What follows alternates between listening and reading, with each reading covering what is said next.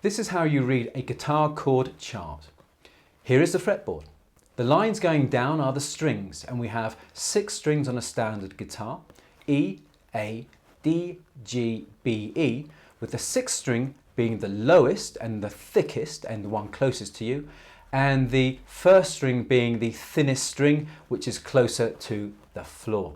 Now we have going across the frets, and we have the 1st fret, the 2nd fret, and so on. And these frets show us where to put our fingers. And as for fingers, if you're right-handed like me, you'll play the chords with your left hand. If you're left-handed like Paul McCartney, you'll play the chords with your right hand. The fingers on your hand are numbered like this: 1st finger, 2nd finger, 3rd finger, and 4th finger. And a chord chart shows you where to put your fingers on the guitar, and more specifically on which frets.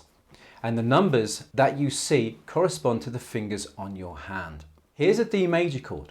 The numbers tell you that you'll be using your 1st finger, 2nd finger, and 3rd finger. And you can see which fret each finger should be on.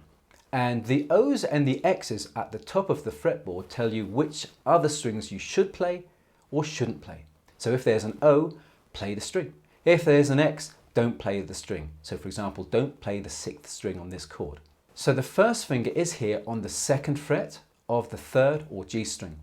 The 3rd finger is here on the B or the 2nd string at the 3rd fret. And finally, the 2nd finger is on the 2nd fret of the top E or 1st string. And so there you have it, the chord chart and how to read it. Thanks for watching.